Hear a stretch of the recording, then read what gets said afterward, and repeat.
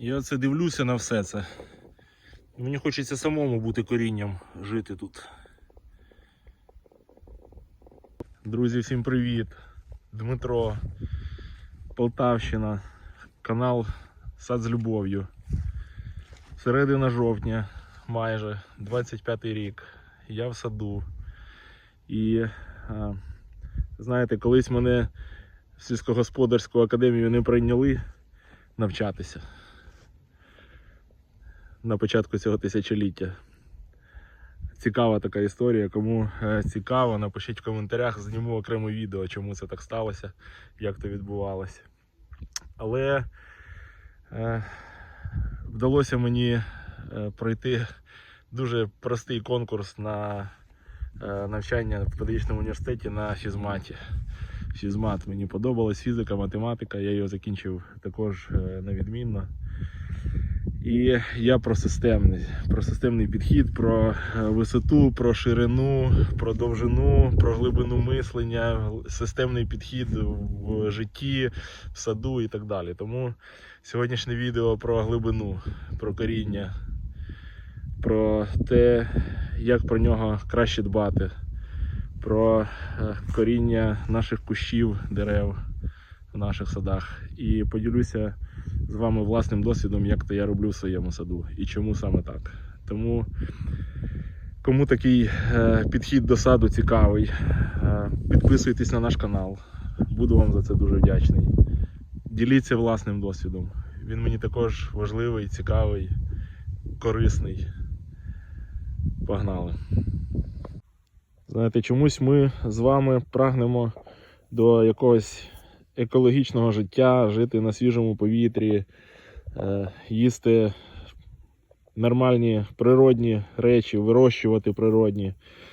Там багато вже задумується в тому, щоб менше хімії споживати. І ніби від того щастя більше. Але чомусь ми забули про те, що оця рослина це теж живе. І її коріння, її травна система теж хоче екології, природності, свіжого повітря, нормального бактеріального фону. Щоб у її шлунку також була певна кількість якісних бактерій необхідна. Чим більше, тим краще. Вона також хоче бути імунною, не хворіти, радуватися в цьому житті. І ми чомусь про це забуваємо. Про себе іноді думаємо, а про рослини забуваємо. В моєму розумінні коріння в кущів і дерев це як, знаєте, як у нас зуби, шлунок, травна система. От якщо вона в порядку, якщо зуби здорові, якщо травна система якісно працює, то тоді вона бере з навколишнього середовища, з того, що ми туди вкладаємо, все найкорисніше для нашого організму. Тоді і здоров'я класне, і настрій класний, і посмішок більше. Точно так само і в деревах. Коріння – це головне, з нього все починається. Воно буває дуже різне. Дуже важливо, щоб воно було якісне, щоб воно було в тому середовищі, яке сприяє його здоров'ю. І тоді наземна частина буде щаслива, буде посміхатися, буде вам радувати. І ви будете радуватися з того, як воно росте, плодоносить, квітне, як на нього бджолки з радістю сідають. Тому коріння. З коріння все починається. Це ось копаю червоні порічки на пересадку. Вирощував собі саджанці з черенків, черенкував. Вверху тут покажу відео, як то я робив. І дивіться, яка коренева система. Дуже класно. Прям видно молоді прирости. Класно розгалуджуються. Все тому, що також дбав про коріння. Додавав мікоризу, мульчував, зберігав вологу і все дуже добре почало по-природньому працювати.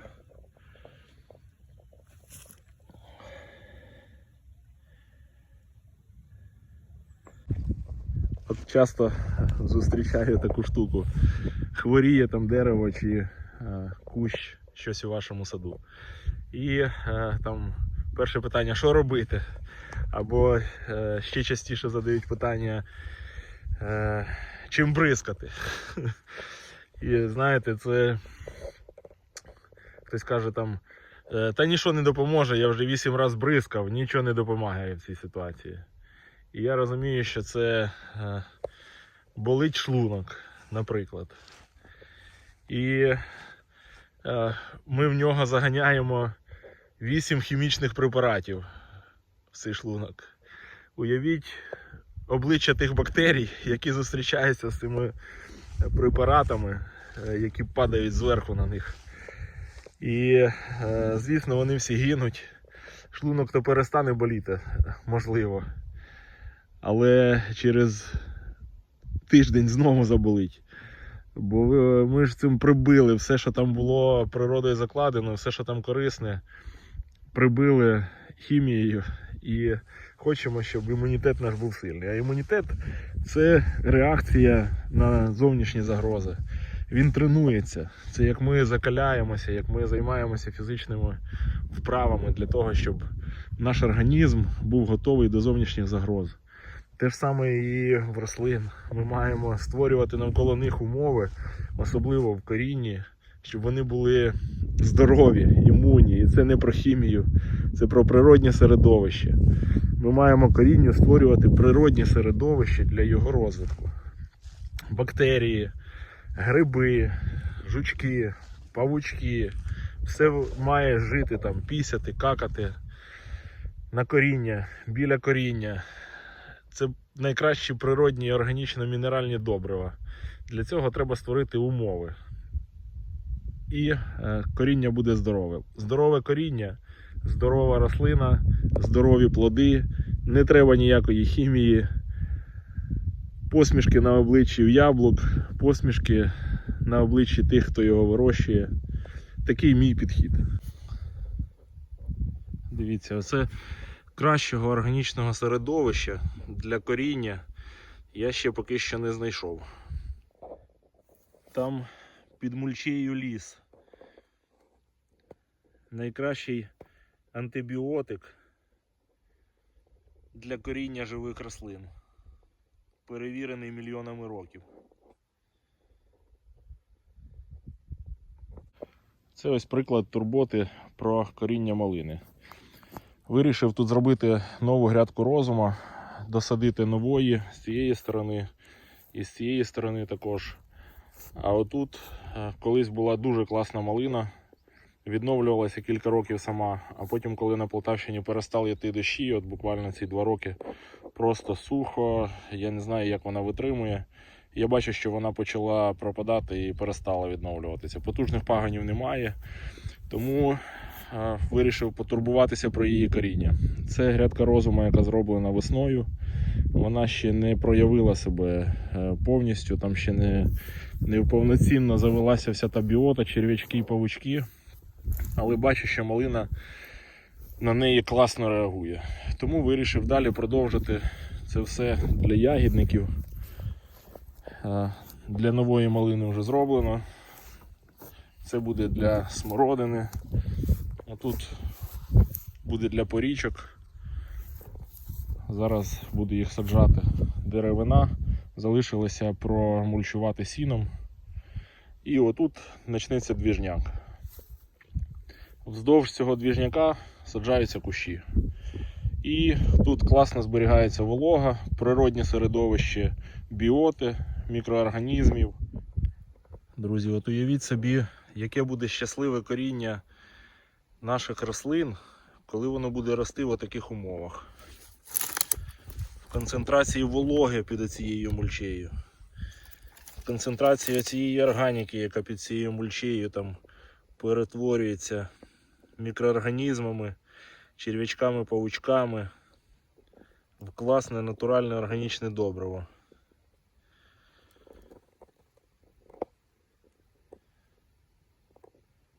З мікоризою, яка бере ту вологу, якісно направляє саме в рослину.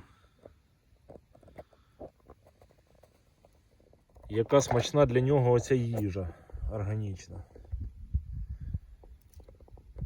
як воно потім буде радуватися і видавати все це в наші ягоди, овочі, фрукти.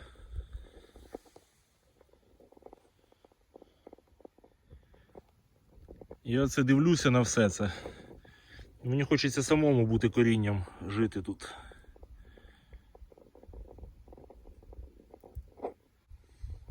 Бактерії.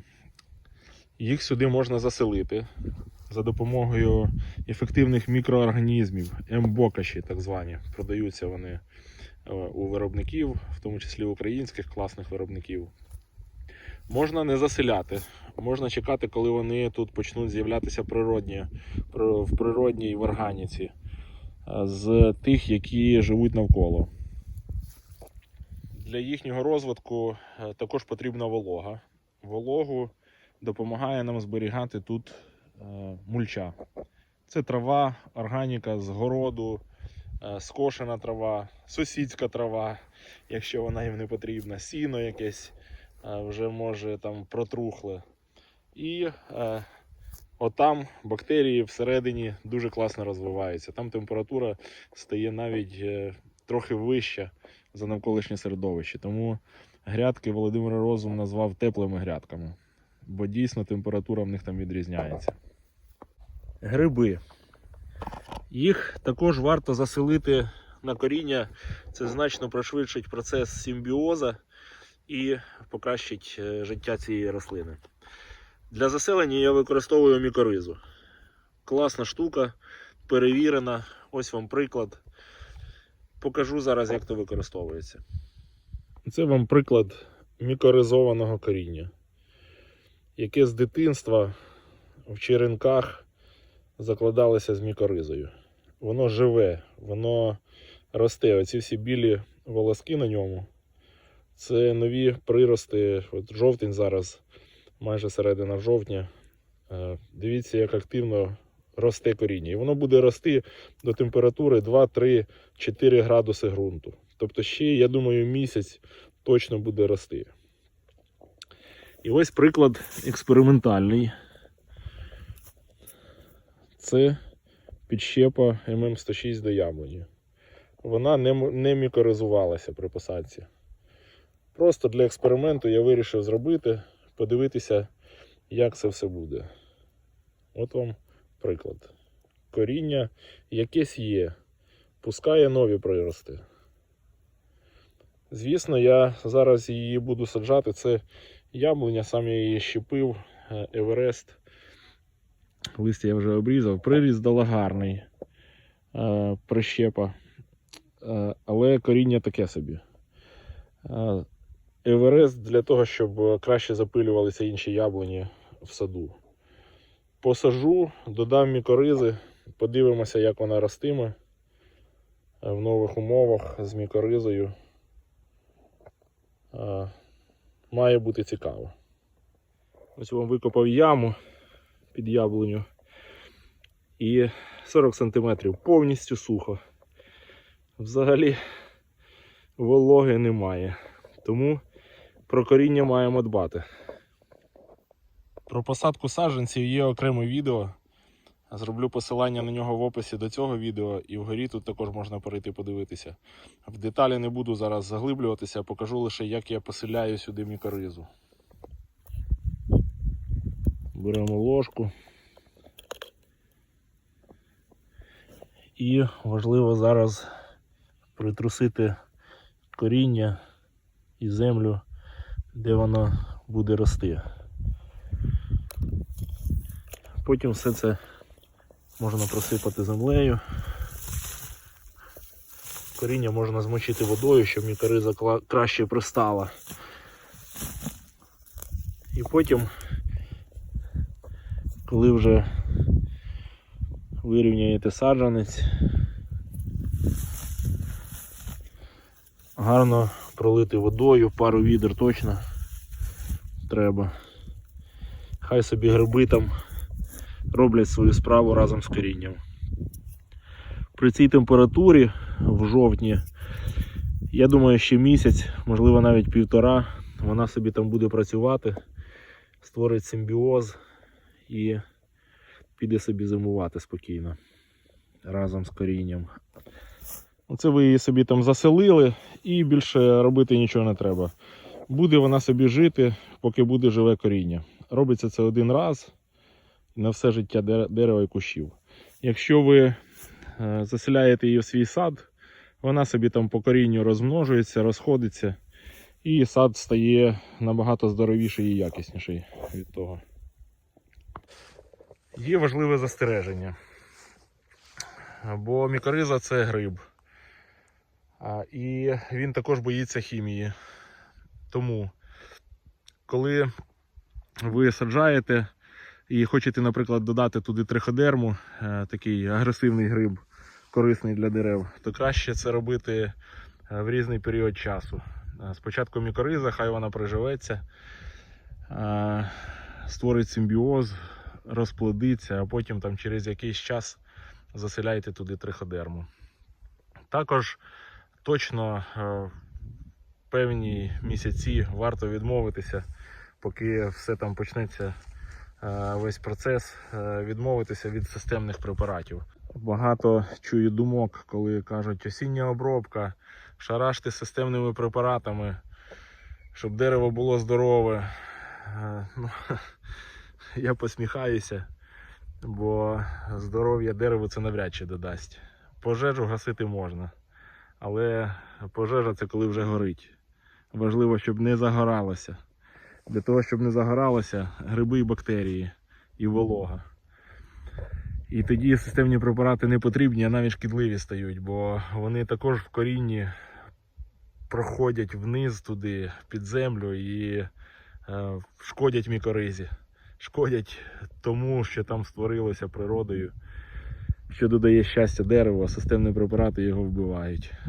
Тому я відмовився від системних і не обробляю ними саду вже 3 роки як мінімум. Ще цю грибницю, мікоризу можна також розводити водою і поливати. Це також нормальна штука, тільки тоді на корінні можуть трохи менше її потрапити для початку, але вона там в навколишньому середовищі коріння також буде присутня. Ще одне дуже важливе застереження. Коли ви використовуєте мікоризу, то вода, якою ви поливаєте рослини, або в якій розводите мікоризу, має бути не хлорована, бо хлор також її вбиває. Молоді посаджені саджанці також дуже хочуть, щоб про їхнє сьогоднішнє і майбутнє коріння теж подбали. Це, наприклад, персик однорічний. Перший рік він росте, дає нормальні для першого року прирости. Ми його з дітками проливали мікоризою, тому коріння там мікоризоване. А зараз восени обов'язково його варто пролити водою. Коріння для того, щоб в цей період активного росту воно мало вологу. Щоб вода краще дійшла до коріння туди, варто його обкопати. Цим ми додамо кисень корінню в цей період і вологу. Тому зараз він обкопаний, добре пролитий 2 відрами води.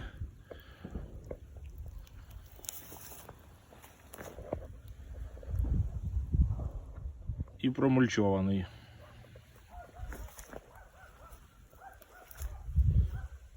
Все, хай його коріння кайфує тепер цей час, а потім спокійно спить взимку. Тоді, коли ви про коріння дбаєте, то у вас саджанці класно стартують, дають якісні прирости, закладають плодову бруньку на наступні роки. Живі, хочеться дивитися на них і радуватись, а їм хочеться жити в цьому світі.